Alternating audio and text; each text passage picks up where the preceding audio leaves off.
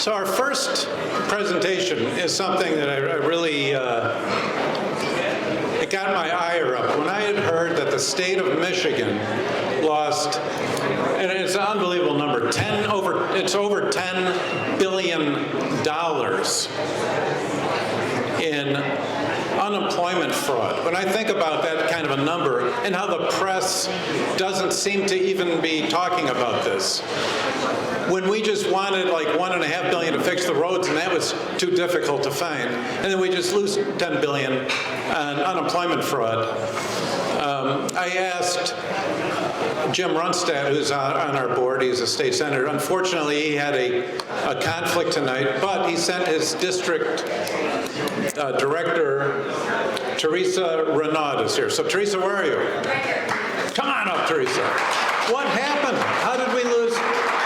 Teresa, how did we lose $10 billion, and what are we going to do about this? All right. Well, that's what I'm gonna share with you tonight.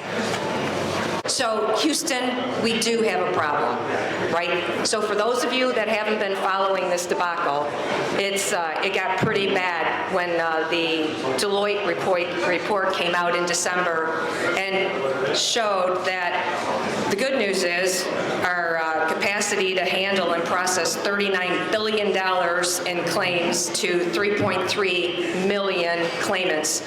I guess that's the good news, but the really horrific news was that inside all that, we had a great big mess. We have a great big mess, and it's going to be probably $10 billion by the time we get done. But right now, as of the end of September for 2021, it's at least 8.5. So those numbers break down into two different categories. Approximately 2.8 billion, I get those M's and those B's mixed up every once in a while, those are big numbers. 2.8 billion involved, they call it an imposter fraud. Really, that's identity theft, imposter fraud with international hacking, basically, or underground specific hacking going on in the system.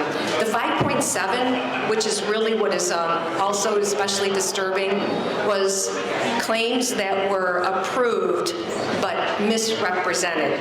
And this is where we get into the muck of how messed up the UIA system is. So in the next couple minutes, I'm just going to share with you the journey on what mistakes were made to produce this result, and then what the Auditor General's conclusion was. And then luckily for us, the House has already passed a number of bills effective yesterday that'll be forwarded over to the Senate to get this corrected as quickly as possible. So our tsunami started with two tidal waves that we were going to get hit with. And the first was Michigan was going to have to take on the pandemic support system from the federal government. We already had an anemic system, so that was going to be a huge challenge. Also, we really weren't prepared to understand the international expert and eager system that had been growing and primed for a time like this, and that was the hacking system that is, we all talk about cybersecurity, but we weren't prepared for this one. So our journey actually started in Michigan in the March timeframe when two policy decisions were made. And let me just also say, for those of us that have also come from the private sector, it all boils down to people, process, and technology, right? You can always get to the bottom of something if we solve those areas right there. So the governor had an executive order, what a surprise, and decided that we were going to, in an immediate situation, back pay people 28 days. Executive order, got to do it. The agency also in that time frame decided that they were going to have to do everything they could to expedite these claims because they were getting an onslaught of claims, obviously. So they decided that they were going to eliminate the 10-day hold. Now, the 10-day hold wasn't necessary anymore because businesses weren't open and able to validate that the claims were actually valid. So they am I talking too loud? Oh, okay, I just can hear myself, sorry. Okay, thank you. So we eliminated the 10-day hold, and the governor said 28-day back pay. All right, well, what do we have to do? We got to upgrade the technology system now to make sure that we can handle that. Ugh. All right, well, we accidentally made a little mistake. We introduced a sequencing error that wasn't identified until approximately the end of May, middle of May, end of May. A sequencing error. Let me see, what does that exactly mean? Really what that means is that we're going to now enter a system that's not going to scan for fraud, but it is going to escalate the process so that a claim will come in, it'll get approved and paid in the same day. What could go wrong here? Yeah, not much.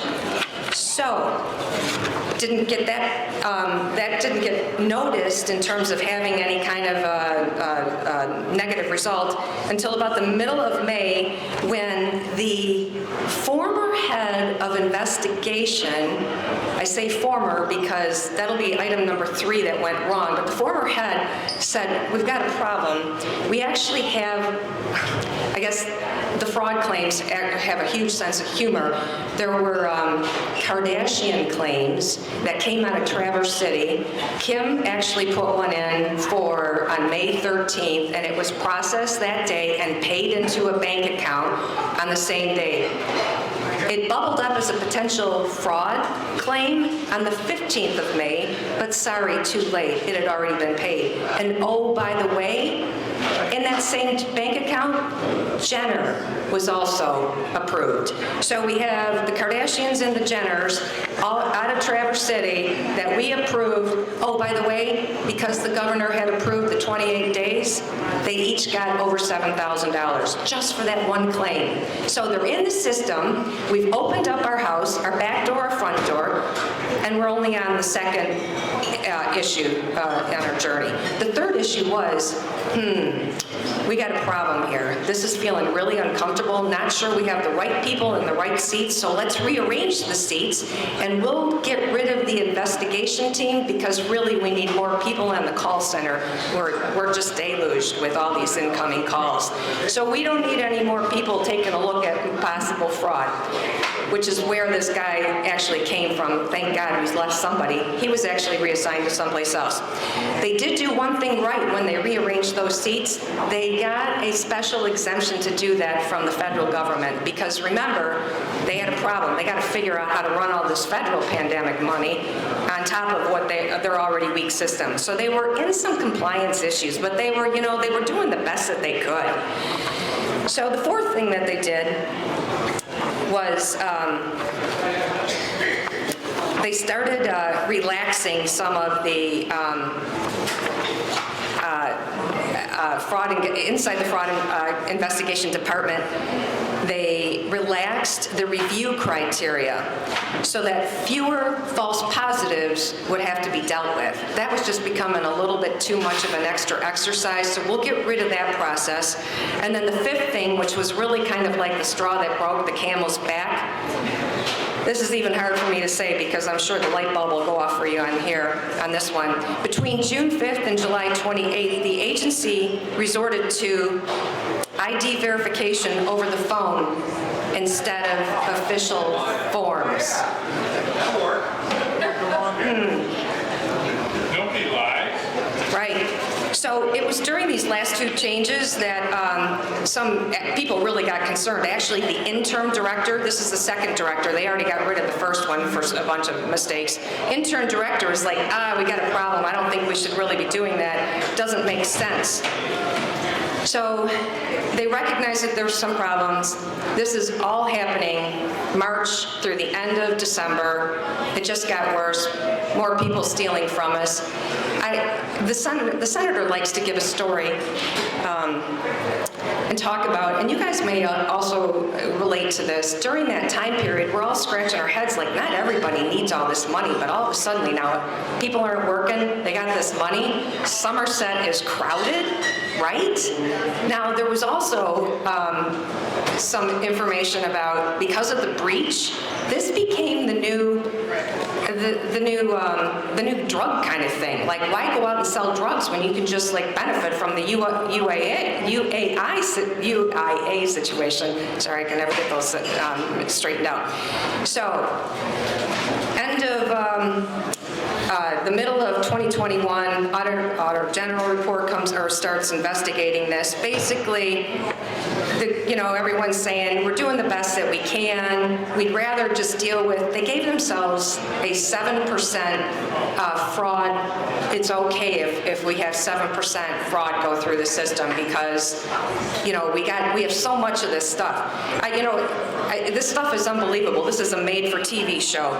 So anyway, they were investigated and they were found to be they were investigated by the Office of Auditor General and a bunch of ineffective things. They actually didn't comply to any of the federal laws or a number of the federal laws, and then they made up their own laws, which seems to be in line with how that regime is run anyway. So they are under now scrutiny to get a bunch of these things fixed. The House did pass a number of things. We have a number of issues as a result of this. There is a depletion in the amount of money that is left in the trust fund. So we're going to put some money back in there so that the businesses are not required to do that. Are my 10 minutes up yet? Hurry it up. Okay. So there are 7 bills that have already passed the House, ready to go into the Senate, and I think we just need to continue to hold these people accountable, and we can't let this ever happen again. But what we can see is we need to make sure that these bad business practices don't get implemented into, the voter fraud stuff is fingerprints all over what they did on this side of the House and what they want to do on the voter fraud stuff. Do I have time for questions or no? I think we'll move on. Okay. But is there going to be any hearings on this? So one would hope so. The Oversight Committee already has had a number of discussions. I don't know. You just listen to a bunch of excuses. How much are you going to recover? Oh. So they're not going to recover it all because Are you going to recover any of it? they're going to try and recover it. 700,000 people are being asked to give their money back. So, but a lot of it's their fault for changing the rules halfway through. So if it's their fault, they don't have to pay it back. Or they're just not going to, I'm not sure. Yeah, it's a mess, it is. Sorry to be I hope everybody else's information is more enlightening tonight.